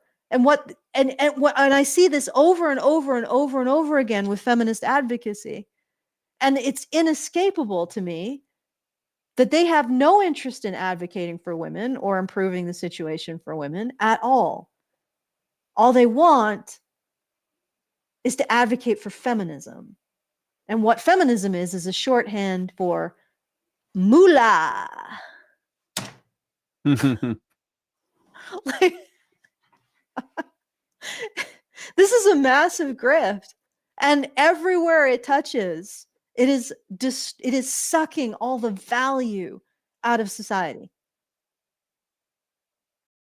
Ugh. Okay, Yeah. I know you probably want to get going soon, eh? Soonish. Okay. We got a couple more time codes, so maybe Okay. we can do that. Try to anyway. So 720, 1720. Let me see here. Like right there. In which they live. Women sometimes turn the male gaze on one another. It happens when they objectify themselves, promote traditional gender roles.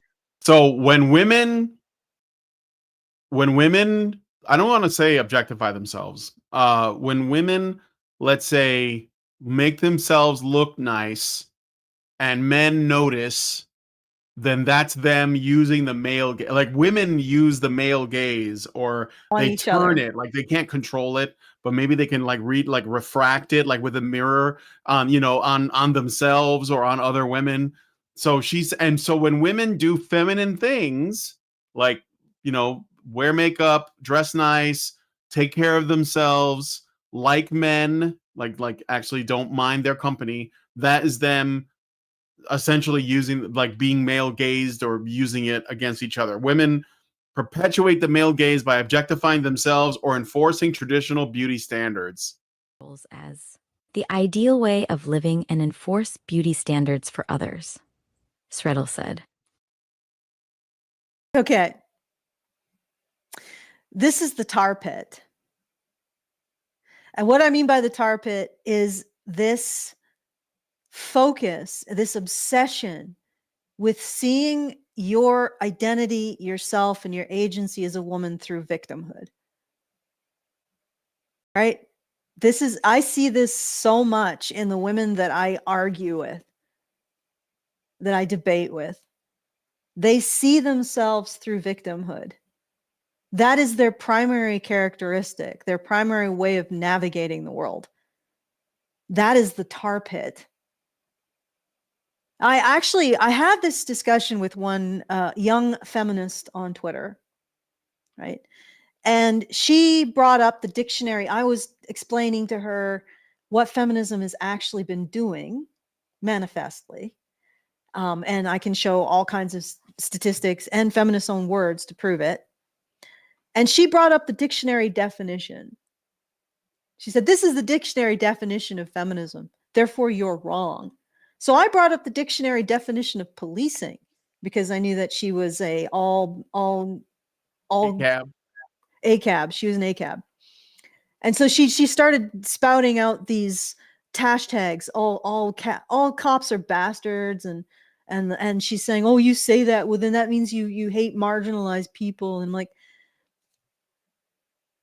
do you not understand the logical argument I'm making here?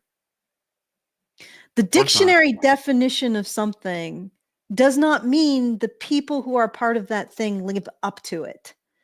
That doesn't mean you can appeal to the dictionary definition to absolve them of any kind of criticisms for failing to live up to the dictionary definition, which is an ideal. Like, that is the ideal of supposedly what feminism does.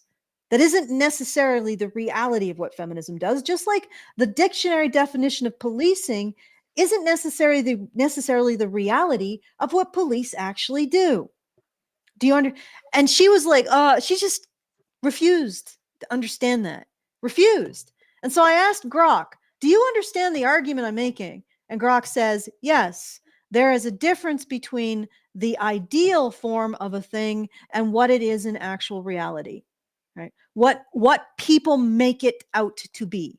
So yes, policing is ideally upholding the laws and justice of a country, but it doesn't, like, police don't always do that, right? And feminism supposedly is creating equality. I would argue that they use that to hide what they're actually doing, but that doesn't mean that feminists are doing that, right? You can define them in any way. It doesn't mean they actually live up to it. And Grok understood that argument, and she didn't. And she was calling Grok a clanker, a slur against AIs, because she felt that it wasn't sufficient. Like, it was a degradation to actually appeal to, not that she would listen to me if I actually said these things. But anyway, I pointed out to her that her ideology is making her operate at an intellectual level that is lower than a clanker. Like, Grok can figure it out. Grok has the critical thinking skills that you are denying. And then I said, do you ever think about how boxing yourself in with this ideology, how that affects your life? Not just this conversation, but the fact that you are forcing yourself to operate at a lower level, to constantly be in a lower gear intellectually in order to maintain your ideology. Do you think that has any implications for the rest of your life? Right? Do you think that has any implications for how you interact with the world around you? Do you think it has any implications for your potential for achievement or self-realization? I don't know. I think she just said that I was a racist. Probably. Probably. Yeah. No interest. Like, these women, you're just like, okay, so feminism is actually sacrificing women to maintain feminism. Does that matter to you? You're a misogynist. You're a racist. So it doesn't fucking matter. You don't care. You don't care that feminism is talking a big talk about equality, but in reality, it's only maintaining its own power. Right? It's only maintaining its own power, and it's decided to sacrifice women to do so. You don't care about that. You don't care about how maintaining this ideology is creating a mental handicap that's causing you to operate at like a second grade level of intellect. You don't care about that. None of this matters. None of this is brought into consideration when it comes to actually thinking about the ideology that you're maintaining. And of course, this woman said, oh, why don't you educate yourself? I'm like, I have. I spent a lot of time looking at feminist initiatives, feminist academic paper, feminist conjecture, feminist concoction, and talking to feminists where they will talk to me. They won't talk to me in public. What are they going to do? They're going to ban me. Well, I'm going to go to like a freaking university, go to the women's center and start talking to them. What do you think they're going to do? They're going to call security. They'll probably get me labeled a terrorist. All right. Okay, let's so there's only go. one time code left. Just knock it out really quick. Is her making suggestions, recommendations for media that challenge the male gaze by portraying women as complex, powerful individuals. So let's listen to the recommendations. Or lessons in chemistry. Seeing women be the heroines of the action instead of... Yeah, but you're not. Okay, well, let me go back a little bit. It's wrong. Okay, I think right here. the closeness of female relationships with movies, like Booksmart, Steel Magnolias, or Greta Gerwig's Little Women, or watch women be brilliant, even when their sexuality isn't in focus with Hidden Figures, Netflix's The Residents, or Lessons in Chemistry. So there you go, Alison. You got some homework to do. You should watch those, I guess. Steel Magnolias. I remember that one winning a bunch of awards back in the day. Netflix's The Residents, Hidden Figures, and Lessons in Chemistry. These women are too stupid to realize how much they're being insulted. Yeah. And the funny thing is, I don't think it's a congenital stupidity. It's a stupidity caused by their ideological box. Like I said, like this woman could not get my argument, even though Grok picked it up. Grok was showing greater critical thinking than she was. And I'm pretty sure she's capable of it. I'm sure that all of these women are capable of operating at a much higher level than they are. But they choose to handicap themselves with this ideological box. And because they handicap themselves with this ideological box, they look at this media and they don't realize how their characters have become lesser, have been destroyed.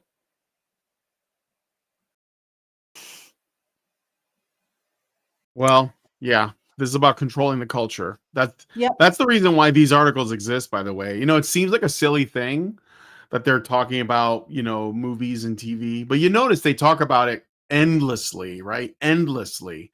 And that's because they're terrified of the control being like slipping away from them in the way that we tell our stories, and how bad that everything has been in our media, because they have essentially like lowered the standards so much that like where maybe it might have been progressive or feminist in the 90s, it was at least smart enough that it wasn't like a bad movie and it was ham-fisting everything. Now it is ham-fisting everything because the expectations, the quality of standards has dropped to the point where there are none, and they're just letting anyone do whatever as long as they're giving the right message.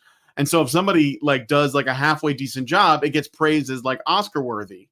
You know, it's like why Barbie made $1 billion, because I guess it was somewhat competent and everyone lost their shit. But it's not a good movie. And like there were movies like Long Kiss Goodnight, which I mentioned before, was a Gina Davis movie with Samuel L. Jackson. And I like that movie because I like Samuel L. Jackson. He was really funny in it. It was a good time for that. But Gina Davis was probably the most insufferable thing about the movie because she was putting that girl boss thing. It was girl bossing before the modern day. There was a lot of that stuff back then, and that was one of them. It was just trying to be like, you know, Pulp Fiction and just like any sort of action movie, you know.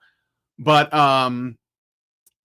yeah, like at least back then though, you could like have a good plot and some solid action and some good dialogue, and it would carry through. And the feminist part was like you could almost like forgive it for that. But nowadays there's nothing left. So anything that is, you know, just not absolute trash gets praised. And they know that people are starting to walk away from this stuff. Like they're, you know, they're losing money on subscriptions. They have to like combine their streaming services to give you a deal so that more people will use them. A lot of people are watching older media now. They're like, you know, pining for like when films were good. So they're watching stuff from like the 80s, 70s, even the 90s, but definitely like older stuff, black and white movies. And I think that's a good thing. And because of that, they're worried about new media. You know, that they're making a movie about George Washington.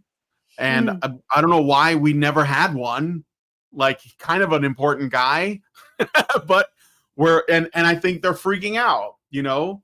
Hell, I mean, biblical films are starting to like become really popular right now. I think there was a movie called, it was an animated movie called King of Kings, I think. I never saw it, but it's you know, it was an animated family friendly movie about Jesus Christ. And I understand that it did really well in theaters, considering it was a small budget. And that's mainly because there's nothing else. Like there's just trash. And it's not like that was weird. Like back in the day, the 10 Commandments was like a huge movie, with Charlton Heston, had like big stars in it. So I don't know. Yeah, I mean, I no, think that what?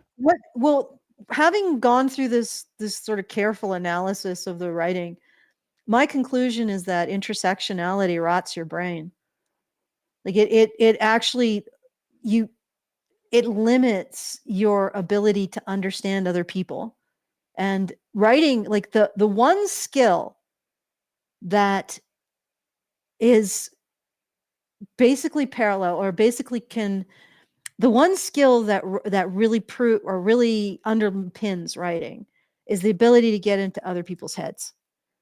So, I mean, you don't necessarily have to write at a really high degree in order to write something good. So we were recently looking at the Sly Cooper Game 2 cutscenes. That's competent writing. It's not writing, like it's not overwritten. It's not trying to be anything but what it is, but it's competent. It's competently done. So you don't have to have like a lot of complexity. However, when you look at Wheel of Time, they're trying to do things with their writing. It's overwritten because they're trying to do things with their writing that they can't pull off with their skill set. And one of the problems is they don't have the ability to model other people's minds. And that is the one skill that really translates into good writing. You can understand people with different skill sets. You can understand people with different perspectives, different backgrounds, different thought processes, different traumas, different religions, different ideologies. You can get your mind into the mind of others. And the more that you can do that, the better your writing is. And in particular, you have to get in the mind of the audience. And that is very difficult. A writer never knows what they're writing. They never really know it. Only a reader can tell you what you're writing. But if you can manage to emulate the mind of a reader, you can improve your writing significantly. And the biggest problem with intersectionals is they don't want to understand their audience. They don't even seem to regard their audience as human beings. They seem to regard themselves, their God on the 16th chapel, putting your finger down to touch Adam to give them the divine spark. That's the way intersectional writers, that's the way they review their relationship with their audience. They have the divine spark and they are granting it to their audience, and their audience receives it and becomes human. And they don't have that relationship of, you got to try to understand your audience. You got to empathize with them. You got to realize that what you're writing is not what they're reading necessarily. And you want to get your writing to the point where it is what you want them to be taking from it. But that requires respecting how they experience your work.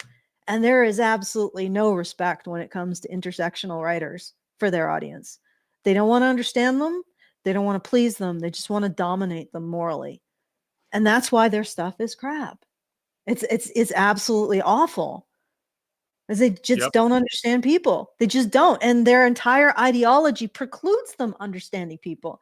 So they're trying to do a job that it requires it requires you to bring your A game in a particular type of intelligence. And that intelligence is the ability to model other people's minds. That's the essence of good writing. Even if you don't, like the Sly Cooper cutscenes for Sly Cooper 2, they were modeling the minds of each of the characters in it. That wasn't necessarily that they deviated that much from archetypes, but they still did that, right? That is the essential skill of storytelling. And they adhere to an ideology that makes you operate at, like, in terms of being able to model other people's minds, it forces you to operate at a sub-kindergarten level. I mean, I think that they're probably operating more at the level of a chimp in terms of their ability to model people's minds.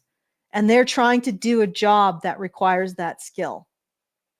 Meanwhile, they embrace an ideology that destroys their ability to develop that skill.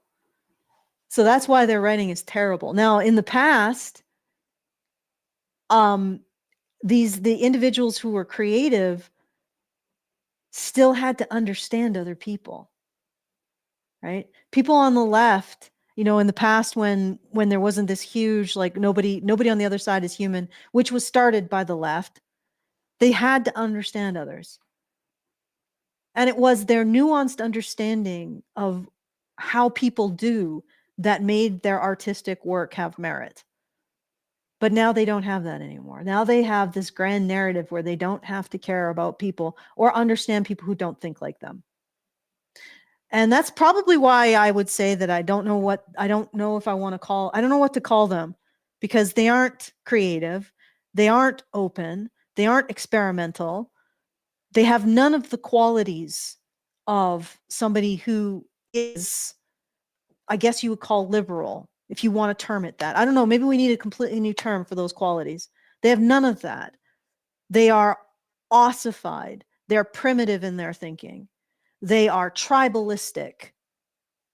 They don't think they have to understand new points of view. They are closed off. So, I mean, it's like I see the virtues of a more liberal mindset, and they don't have any of them. None of them. Okay. Did you want to say anything to that? No, I'm good. Okay. Yeah, that was the last time code that I had. So The Sistine Chapel. Sorry. Yes, it was the Sistine Chapel, which I've seen. It's incredible. It is like, if you ever see it, like, I would recommend it, because it looks like a hologram somehow. I don't know how else to describe it. It's so unbelievably rendered and so three-dimensional in how it's rendered. Like, there's no picture that does it justice. I can see why the Pope forced Michelangelo to do it. It was Michelangelo, wasn't it? the Sistine Chapel, yes. Yeah. Pretty sure. Yeah, it is remarkable. It is deeply impactful. In fact, when I went to Rome, that was probably one of the most impactful pieces of art that I saw. I think the Pieta is also, it also has a big impact too. Yeah. So Oh yeah, there's Pieta's huge. Like, it had such an impact on all of our art, not just the fine art. Yeah. Yeah, And for that's sure. when, like, I don't know, like, religion could really capture these emotions. You talked about, I don't know if tell me when you need to leave. You talked about how they want to claim stories. Maybe we should have called this a red chill. They want to claim stories, right? Mm-hmm. And stories have a huge impact on how we understand ourselves. And I was thinking about that in The Wheel of Time. They took a classic archetypal hero's journey character in Randall Thor, and they turned him into nonsense, basically. He's not even a coherent character. And and I was thinking about that because it's taking away boys' guidance to becoming men. Like, this is what they're doing. They're destroying the stories that guide boys into men. And they're doing it in the guise of saying, we're liberating them from manhood. That you can be anything. No, what they mean is you can be nothing. You have no particular value that you need to go through a journey to learn to develop and wield for the benefit of others, your society, etc. Because you have no value. You have no story because you have no value as a boy. So why do you deserve a story? And that is liberating you. We're liberating you from having a value. You see, because having a value restricts you. It's like these women are like the evil witches from a fairy tale. You notice, like they often have these kind of very insidious, toxic, seductive things that they say. Yeah. Like, your value, it chains you, it imprisons you, And if you throw it away, you'll be free. You'll be free, boys. You'll be free. Oh, good Lord. Okay. Okay. Yeah. Well, Yeah, do we we have should a go. last? Yeah, we should. You probably need to pick up Lindsay. I do. I need to check to make Um, sure my cat's okay. She got her treats and then she laid down on the floor. So I'm like, are you? Yeah, I think she's fine. She just decided to pass out there. All right. So once again, feedthebadger.com/just the tip. You can send us a tip and a message at any point when the show is over. Very much appreciated if you do so. And I will, oh yes, and our monthly fundraiser is live at feedthebadger.com/support. Yeah, and there's also a link there to the ongoing support options if you so choose to help us out, which is really appreciated. Again, we can only appeal to you stubborn people who don't run away at the least mention of these ideas, because they are very uncomfortable. They are not things that people enjoy to talk about, which is why they're not doing the obvious common sense things to prevent us all from, falling into the chasm, like shared parenting. All right, I'll hand that back to you, Brian. Okay, well, if you guys like this video, please hit like, subscribe if you're not already subscribed, hit the bell for notifications, leave us a comment, let us know what you guys think about what we discussed on the show today. You'll find a link to the article in the description of this video if you want to read the whole thing for yourself. And please, please, please share this video, because sharing is caring. Thank you guys so much for coming on today's episode of Maintaining Frame, and we'll talk to you all in the next one. Men's rights activists are machines, dude. Okay? They are literal machines. They are talking point machines. They are impossible to fucking deal with, especially if you have like a couple dudes who have good memory on top of that too. Holy shit, you're fucked.